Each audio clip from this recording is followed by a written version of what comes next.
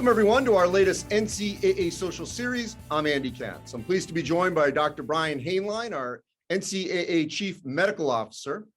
Prim Siripipat. She is a former Duke women's tennis player, former ESPN commentator, the host of the New Chapter podcast, and currently a PhD student at Fordham University.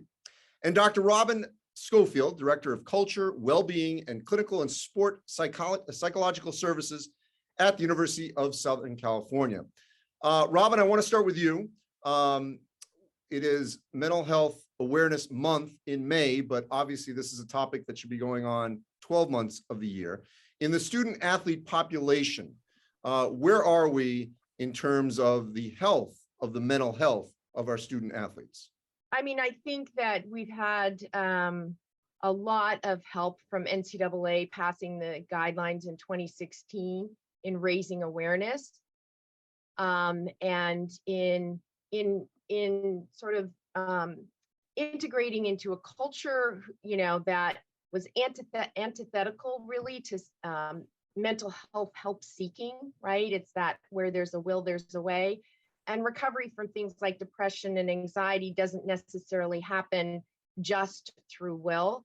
So I think that the NCAA has done a great job at sort of breaking down those barriers amongst sport administration. And but we are at a point of needing to kind of understand how to further integrate this by looking at the environments within which our student athletes exist and addressing them more environmentally. A lot of what we see today comes to our doorstep and is about how our student athletes' sense of self is created those first 18 years. And we can't undo all of that. And we do need to be working at the youth sport level to make the kinds of changes in health and well-being that we need to see so our college student athletes can thrive. But I think we're definitely seeing member institutions increase their staff and engage in education and creating a space for the voice of the student athlete to talk about their struggles and stresses. So, I think we're moving in a better space overall. Prim, I think you're great to give a perspective here because you are a former student athlete at Duke, a high pressure academic institution where you are expected to perform well academically as well as on the field of play or court of play. Since you were in school to now, how would you gauge basically the mental health resources when you were a student athlete to what you are seeing now as a doctoral student in college athletes and even some professionals? Wow. Well, not to date myself, but yes, in 20 years, we've definitely seen a lot of changes. I wouldn't say that there were no resources, but there was definitely no conversation about mental health and the intersection of sport. Even Katz, when you and I were at ESPN and we launched our respective podcasts back in 2015. And that was for me, it was called Inside Out. It was one of the first sports psychology podcasts at ESPN. But even then the landscape was just too green. It was almost ahead of its time. But, talking about my college experience, we did have a sports psychologist on staff, but much of the focus was centered around performance and maximizing that performance level on the court or field. And there wasn't really a lot of conversation about who is this human being, the development of the person behind the athlete facade. And I think now we're having a much more well-rounded, comprehensive conversation. I think a lot of that has to do with social media because athletes are now having much more power over their narrative and talking about who they are as people and interests outside of sport. And so I think that's kind of, that's kind of playing into the conversation. But there's no question that we still have a long ways to go, but we've come a long way from 20 years ago. Brian, there was a survey that went out on student athlete well-being. What did the NCAA learn from that? Well, there are a few things, Andy. One is that during COVID, depression and anxiety really increased amongst all of our student athletes. And I think we can look at society as a whole. COVID was really, really difficult. It just kind of took away so many aspects of human connectedness, which is vital to who we are. Other things is that even though the mental health resources are available at member schools, it was a little surprising to see the number of student athletes who were not aware of the mental health resources at their individual schools. So that tells us that the member schools can do a better job of letting athletes know, look, this is what we have for routine mental health care. This is what we have for emergency mental health care. This is what we're doing to foster an environment that improves overall mental well-being. And so I think that to me was perhaps the most important take-home point, that at each school, we can do a better job of letting athletes know what really is available. And we should normalize mental health care seeking. Just like, I think it would be very surprising if an athlete said, I don't know how to get help for a sprained ankle. And mental health care seeking should be at that same level. So that's a great point. And Robin, I'm curious. I mean, I've been doing this 30 years, date myself here. And I know when athletes get to campus, they'll meet with a nutritionist, the strength coach. And by the way, in football, there might be 10, strength related coaches. At what point are we going to get to where, especially initially, or even during the season, not maybe mandatory, but it is encouraged for a check-in or something that is dealt with the mind? Because obviously if you don't have a strong mind or a healthy mind, it doesn't matter how strong your body is. I mean, so where are we going to get to on college campuses where that is emphasized as much as meeting with the physical side of you as a student athlete? Great question, Katzer, because I think it speaks to some of the larger stigma issues. So here, within 3 days of their arrival, they are in an 1.5-hour session with my whole team, and addressing sort of just the whole person. And that's our approach, that's the administration's approach, and that everything starts with the whole healthy person. And so we hit it right out of the starting block. And in addition, I have staff assigned to each team, and a lot of those staff will meet with each of the freshmen for a quick check-in when they get here. And then we're integrated in the team.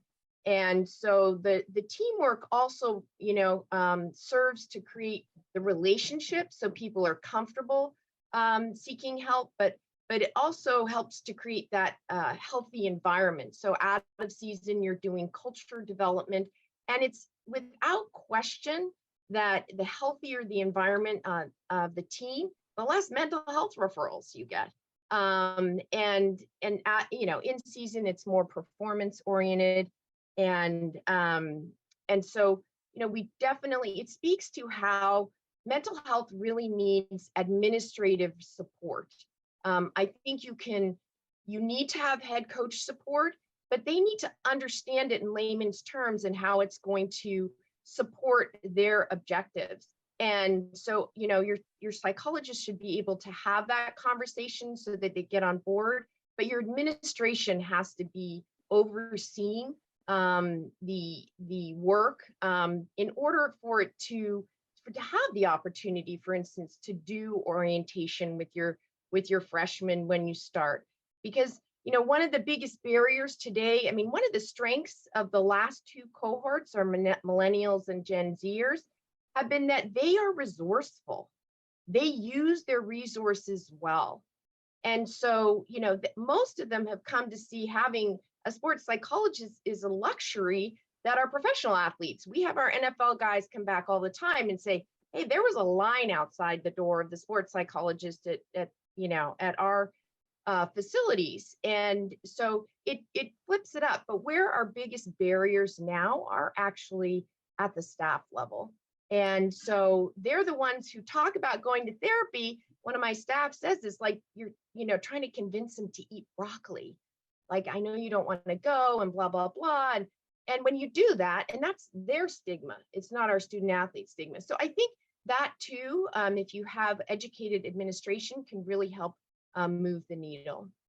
Brian, I mean, this is USC she's talking about, and obviously in Division I, there's a wide swath of funding in athletic departments, and certainly the D2, D3 level. So what have you heard from maybe some of those programs that do have staffing issues of even having, whether that's a full-time person, part-time person? Some of these schools are in communities that are really small. remote areas that may not have the appropriate mental health professionals, what happens then? Well, it's a great question, Andy. I think we can really even take a step back and look at our society. We just don't have enough licensed mental health providers to care for, the citizens and everyone who lives in the United States of America. You go to a campus level, you speak to presidents. Very often, their number one concern is how do they really address the mental health care of all of their students. So it's a problem, and I wouldn't limit it to student athletes. But what we have done, and this is very clear in our best practices document that all of the schools really should be following, is it's not that you have to have someone on staff. You have to identify who in the school or who in the community can address mental health concerns. And so within the athletics department, you do that for your student athletes. And you can't have a whole staff devoted to student athletes if you aren't addressing the students on the campus as well. So for many of these campuses, it's a shared resource. And as long as you do the front end work and identify where the routine mental health referrals are going to happen and where the emergency mental health care, how that's going to be addressed, that usually is sufficient. But let's not kid ourselves. We really need to address this at a societal level and increase the number of individuals who can take care of everyone in our society.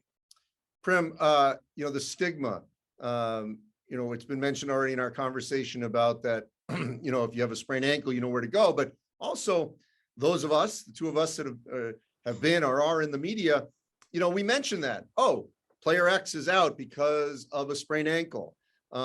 It's not accepted to say player X is not going to play today or is not at practice today because they needed a mental health day or two. How far away do you think we are from that being accepted, both as the player, the student athlete, the coach, the school/team, to be able to say that? I think we're actually reaching a point where athletes feel pretty comfortable doing that, especially some of the athletes within the Gen Z and millennial population. But I don't know if we've reached a really good balance and understanding from the societal level and also across all age spectrums. I do think there's a generational gap sometimes that's pretty apparent, whereas the younger population seems to have a better handle and maybe not being, as Robin kind of mentioned, not being afraid to seek help and also really dive into some of their resources. But just kind of melding what Robin and also Brian said, I do think that the stigma and encouraging everybody to get help has to kind of have this top-down approach. Robin really mentioned about it's all up to the administration. I've talked to dozens and dozens of athletes on my show, and the one thing that consistently comes up is that even when they want to get help, and even when they did get help, they didn't get the support that they needed. Whether it was their coach saying, "Hey, you know what? I need you to skip class, and I need you to be here for practice." That sends the message that I'm not really invested in you, not only as a student or a person, but you need to put sport first. And when we have that type of culture, I think it makes it really difficult for athletes to destigmatize and also invest in their mental health when they're not getting the support that they need, whether it's from administrators or from even their head coaches. And so I think, the key to all of this is really understanding culture, because every university has its own culture and every team within the university has its own culture. And that's really critical. And by diving into that aspect, then we can really begin to treat some of the athletes' needs, because their needs are different from UCLA versus Duke versus Tulane versus Northwestern or whoever, or a D3 level, right? And Robin, it's not just a student athlete issue, obviously, as Brian said, it's societal, but where are we in terms of the staff, especially the coaching staff, if they're not feeling it on a particular day and something's happened in their personal life and they need to take a step away so they don't lash out at their players because something's happening in their own lives, and feeling that support, that empowerment to take a day off for these reasons or seek help? Where are we at the staff level of that support? I think administratively, I can't speak to everywhere. I think our administrators here are very supportive of our coaches needing to take a day or take care of themselves. I mean, if you know the coaching lifestyle, it's 365 days a year. And so our coaches work incredibly hard. So, I mean, the number one thing I do, especially at this time of year, I'm starting to talk to them. When's the vacation plan? Where are you going? How many days? 3 days isn't enough. So I think there is support, but they hold themselves to a very high standard. I mean, we had a semester a few years ago where we had 5 head coaches who either had parents dying or someone close in their family dying or ill. And it was coming right up to kind of postseason spring. And they didn't want to tell the student athletes what was happening. And, my suggestion was, this is you as a human being, and they can relate to this as a human being. And there was worried about disruption of play, but I'm like, when they see you as a human being, there is nothing that creates cohesion and purpose than understanding, that this was meaningful to you and purposeful, and how it's translated to who you are today as a coach. So I think the more that we can live and acknowledge ourselves as human beings, whether we're coaches or student athletes first, people will even say that, we must have it all figured out. We're psychologists. We're human beings first. We are going to suffer. We will hopefully be stronger from that with the adequate support. And I think that's the key thing, is it's not taking away the challenge, but it's meeting the support with the challenge. And so I think it's there, but I think coaches hold themselves to an unrealistic high standard at times. I want to dive back into COVID and have all three of you comment on this, because for obviously all of us, it was incredibly stressful, anxiety ridden, lonely, but especially for the student athletes who are on these college campuses, in many cases by themselves. And, we're basically practicing, playing, and then they go back, take their meal to their room. If they got COVID, they were obviously quarantined. And if they got contact traced, sometimes they would have upwards of 21, 28 days spread throughout the course of the season, isolated. And it was debilitating for many. On this show, we've talked to many student athletes and coaches about it. Food being dropped off outside, waving through the window. Brian, how much did COVID have a serious effect on the mental health of the student athlete? Well, it was substantial, Andy. Some of our surveys show that anxiety and depression increased between 200 and 300%, having anxiety and depression symptoms amongst the student athletes. And it's really not so surprising. Student athletes are so goal-oriented, and they have this structure, this somewhat rigid structure, but really discipline gives us our freedom as well, right? And so that structure was taken away. There was the uncertainty, and in some ways, what was striking is the number of student athletes who, in the surveys, who said that they lost a sense of hope. And when you lose hope and you don't really have your goals in front of you, then you can start to unravel. So it was very difficult. Again, as a society, we're seeing that COVID had a dramatic impact on mental health and general health and well-being of our society at large. But there's no question it also impacted negatively our student athletes.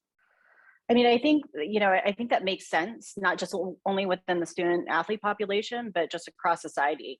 And not just the college age student, but I think we were seeing depression and anxiety and just various issues, especially in, the medical profession with doctors and nurses. I mean, it was just hitting everybody across the board because we had to create a new norm.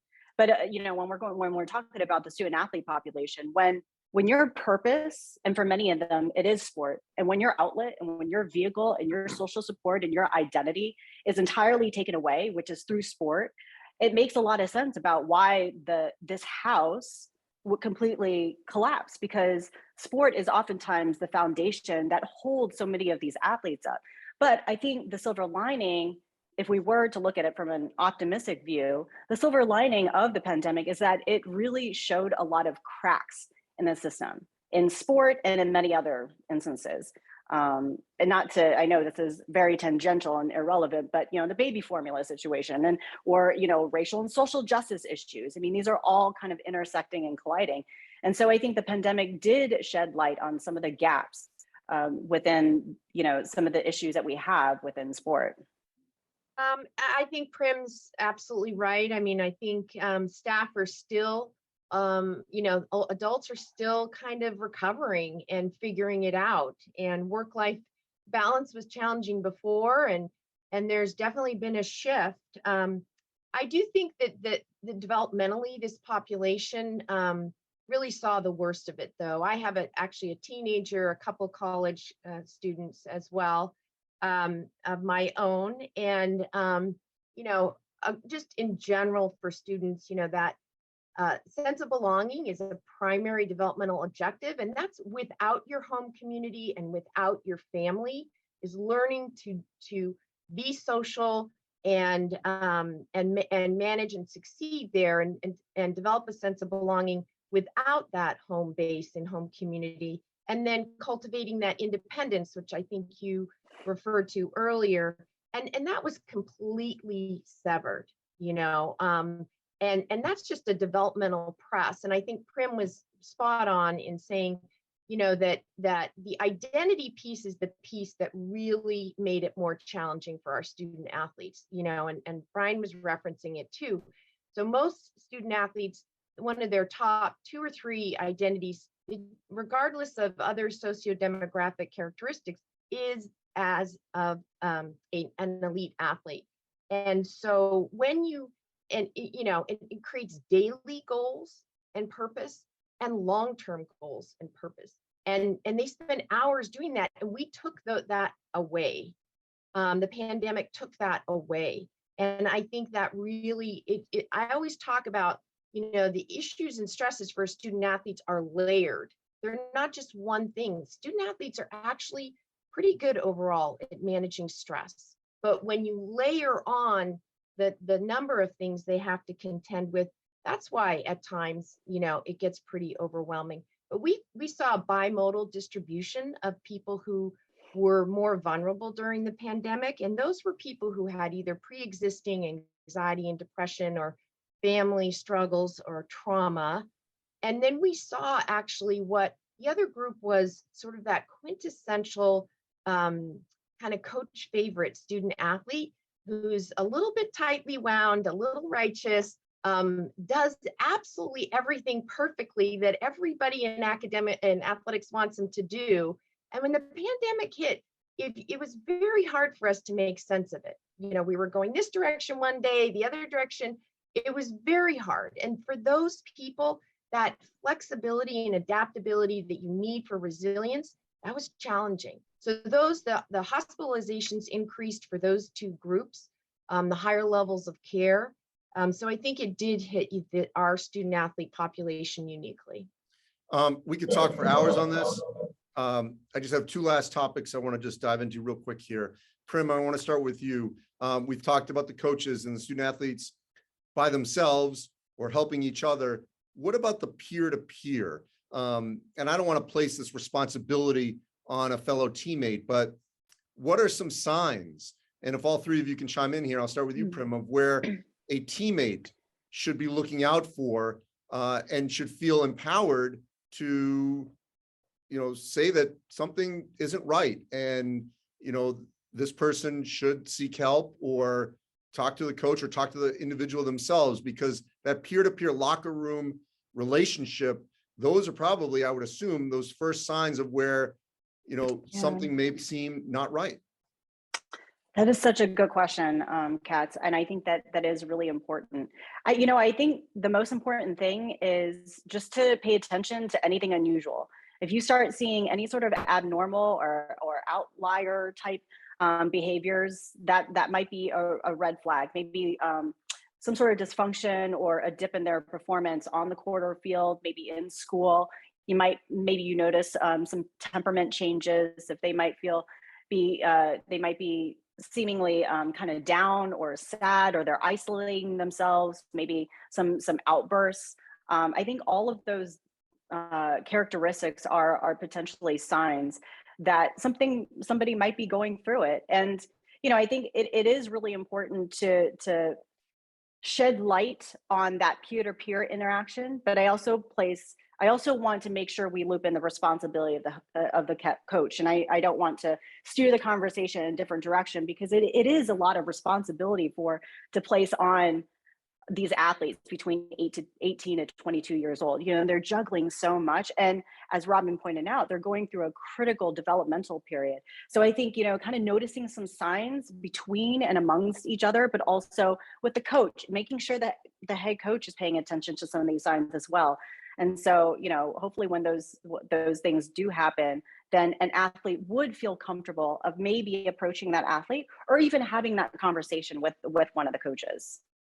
Yeah, I couldn't agree more. And there's something we call the bystander effect, where you see something and it doesn't make sense to you. Maybe you sense someone's in danger, but you don't feel empowered to do anything about it. And so increasingly, schools are really working with coaches, importantly, as Prim states, and student athletes to really do what's called bystander intervention, to know that you don't have to be an expert in this area. You don't have to treat, but we should know how to manage all of these situations. A number of schools have begun providing mental health first aid, kind of similar to CPR. So it's just looking for what are the key signs, what are the symptoms, and feeling empowered to intervene and to do a handoff, if you will. So yeah, that environment of breaking down this the bystander inhibition effect is really important. I think Prim and Brian have it both spot on. I think your coach education is absolutely essential, and then I think just engaging ourselves as human beings. And when we see what Prim was referring to is a change in functioning, right? So that's really the litmus test to determine whether someone is moving into a clinically diagnosable space or becoming at risk. So, you just, like social isolation, I mean, a change in the kinds of ways that people present is really what you're looking for. And just a normal human outreach and checking in, touching base can really sort of get the ball rolling. So, and then just making sure, like we've spoken to, that people know the resources, that they can hand off that number discreetly if that's what they think the person needs. But certainly coach education is critical. All of our coaches, stand up and endorse the services, and you want your head coaches to do that at the beginning of every year, because that's really, how you also break down stigma and then facilitate referrals that are more critical. Prim, one thing that you've done work on, this relates to the COVID piece of it being taken away, is it doesn't just end on senior day for all these athletes, especially those that are not professional athletes. And I know you've talked even to a professional athlete like Greg Oden, former Ohio State player. What have you found happens to the student athlete when the career ends as a college athlete and suddenly everything they've been doing their entire lives is over? What happens? I don't have enough time to be able to explain and articulate eloquently what happens to the athlete. And this is a topic that I could go on and on about. I mean, I think it goes back to that old saying, the old adage of every athlete dies twice. The first occurs upon retirement. And it is so much true. Every athlete that I talk to, regardless if it was at the high school level, college level, or professional level, they experience a sense of loss in identity, structure, support, purpose, meaning, social network, everything. And I think, as I kind of mentioned, I look at it as if it is this house.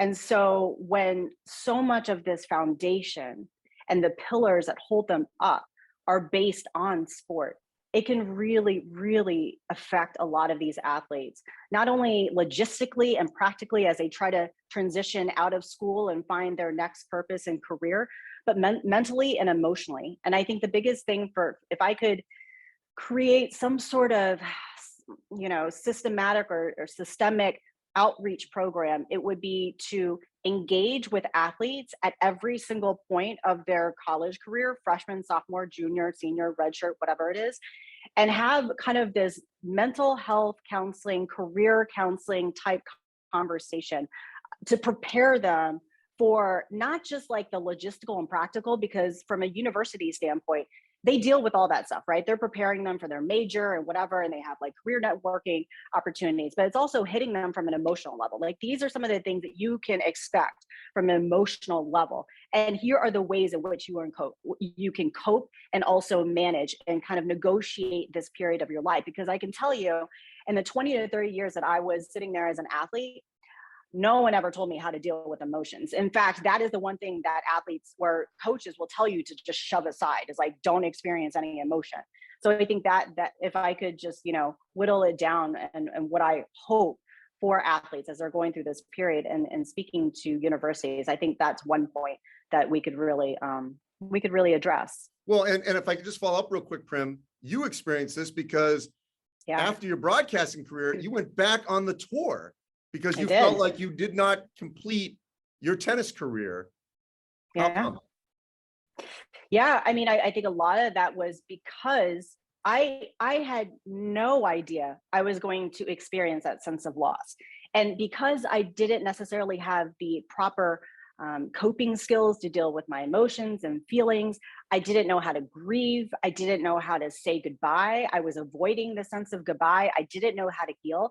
And so essentially, it manifested itself into an eating disorder, which began at 18 years old during sport abstinence when I experienced my first significant injury. But then as, I left sport, now I had this huge void. And, thankfully I was, I reached a point by the time I was 30 years old where I was like, what I'm doing right now isn't working. I have to get help. And so, we kind of uncovered that. And interestingly, I think it was like 6 years into therapy that I didn't even realize that a lot of these things that I was holding on to was because I wasn't able to properly say goodbye. And I was unhappy with how my career ended. So, that just, my example, my journey is kind of sheds light on how really, really difficult it can be for athletes to leave sport.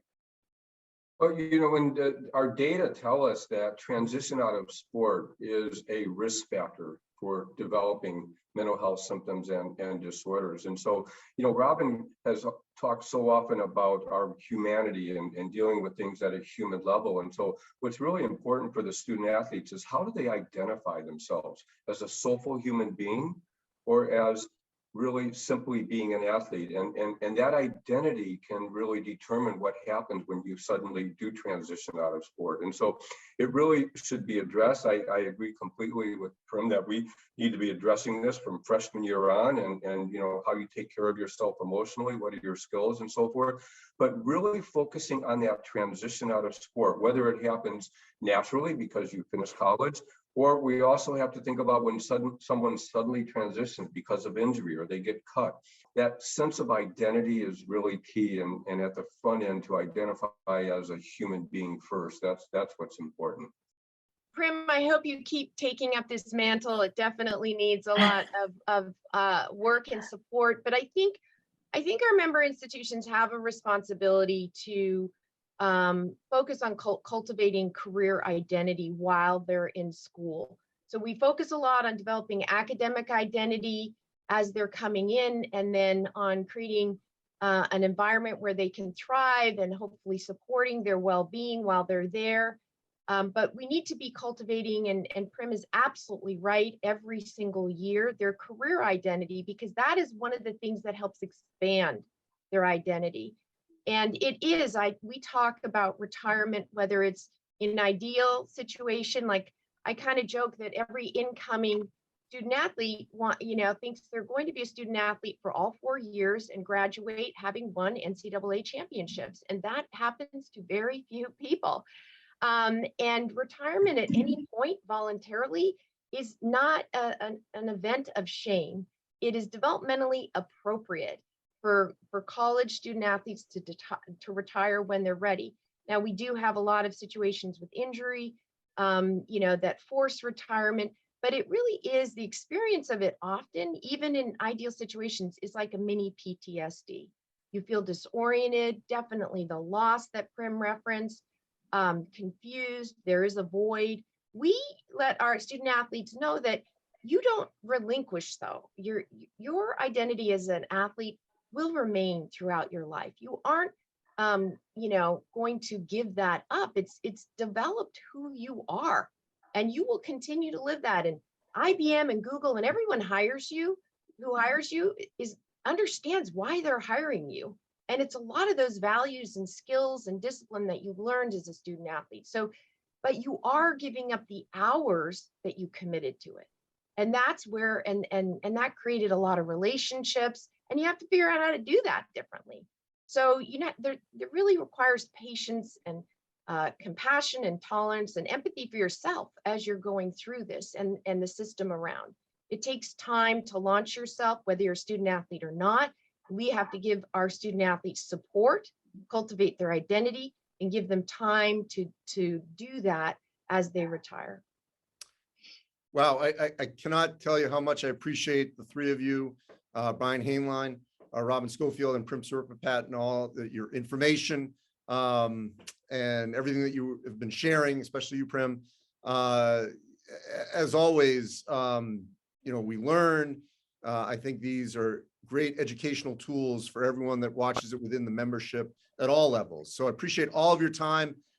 This is not the only time we will deal with this topic. Obviously, this is 12 months a year. As always, you can go to ncaa.org/social series, where all our social series are archived. Thanks for watching, everyone.